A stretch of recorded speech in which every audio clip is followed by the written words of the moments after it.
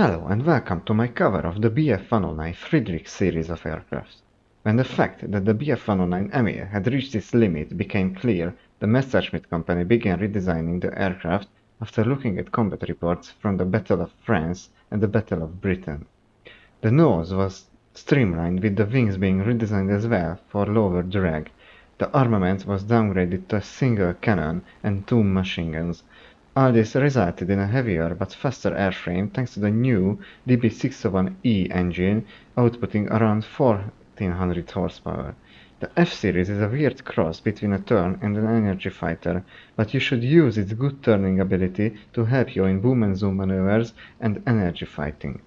Your climb rate is excellent for the battle rating of around 20 to 23 meters per second for the F4 and around 20 meters per second for the F1 and 2. The F1 and 2 have identical performance in-game, and they only differ in their guns. The F1 gets an MG-FFM cannon with mine shells and 60 rounds of ammunition. The F2 gets an MG-151 but with the 15mm setup with 200 rounds. The F1 gets access to the mine shells of all German 20mm cannons from this point, and the F2 trades this off for a higher rate of fire, better ballistics and more ammo, but lower damage obviously. The F-Force gets a single MG-151 20mm cannon with 200 rounds and mine shells, of course. The 2 machine guns are also present on this aircraft, but you can also add 2 15mm gun pods under the wings. The Tropical variant has reduced performance due to the sand filter installed on the air intake. The hard facts about the aircraft in-game are the following. The Bf-109 F1 reaches a top speed of 517 km an hour at sea level and 614 km an hour at 5000 meters. The F2 is identical. The F4 reaches a top speed of 546 km an hour at sea level and 665 km an hour at 6000 meters. The F4 Trop reaches a top speed of 533 km an hour at sea level and 658 km an hour at 5800 meters, again due to the sand filter. The wing rips off at 790 km an hour on all planes. The combat flaps rip at 437 km an hour, the takeoff flaps at 408, and the landing flaps at 260 km an hour. Again, this is true to all planes. You experience a significant amount of compression at around 650 km an hour in a dive. Your roll will become really bad and your turn will also suffer.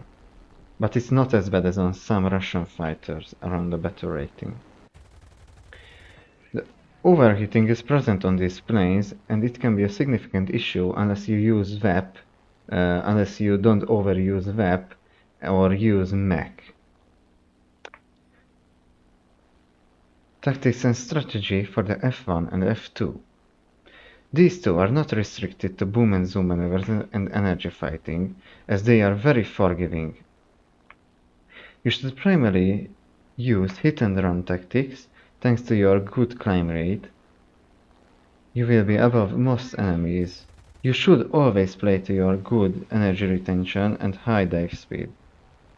Overall, this is the first true Bf-109 and it will teach you a lot about this line. The F4.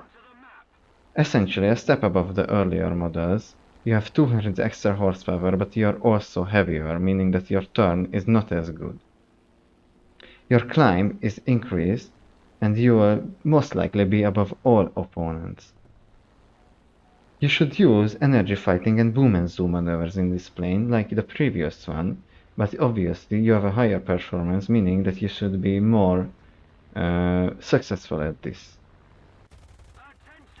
US planes will outrun you, but you can keep up with most Japanese and Russian planes at this battle rating, especially if you are using the one with the one without the tropical filter. Alright, now that we are in this piece of shit of a game, We can take a closer look at the weapon loads of all of these fighters. All of them get access to a single 250 kg bomb or 4 50 kg bombs. And the F4s get access to those 50mm gun pods that I already mentioned. I use the air target belts for the 20mm on the F4s and the universal or stairs on the 792s. So these are the same. The F2 is a bit more interesting because for one it has a 50mm as the main weapon. I use the air target belts for it, but in my experience all of these belts do no damage basically. So I just use this. I use stairs because all of these are tracers, so aiming is pretty easy already. So why is it more interesting than the other ones? Because it gets these rockets that are basically only good for killing bombers. Bombers, yeah. Uh, yeah, they aren't really good at that because their muzzle velocity is, or their cruise speed is pretty low. But you can use them, of course. I recommend trying them at least once, because depending on what you are doing, they can work at taking down those larger bombers that the 50mm wouldn't even dream of scraping. And the F1 gets the MG-FFM cannon, which obviously has a limited range due to the self-detonating bullets. I use the universal belts because it gets the tracer round and an armor-piercing round as well. And in my experience, even though this is a good belt too, it deals lower damage than the universal belt. I also use the universal belts for the machine guns because after you run out of this, which you will, the machine guns are your only backup. And you get the same bomb load. Alright, thank you for listening to me in the hangar, I guess. So, to sum it up, the BF-109 F series is probably the best BF-109 variant out of them all, better rating for better rating. They are excellent energy fighters and their turn rate allows them to stick with opponents that other BF-109s couldn't even dream of. You have a high climb rate and a good energy retention, meaning that you are the best energy fighter out there, but boom and zooming is also a good tactic, although the FV190 does it better. Your firepower is decent for the better rating. I don't recommend running the gun pods because they hinder your performance seriously. Overall, I can recommend these BF109s because they are really fun and they teach a lot about energy fighting. You should start with the BF109 F1 or F2 depending on which guns you prefer, and then, when you get the hang of it, advance to the F4s, as they are basically just better variants of the F1 but at a higher better rating.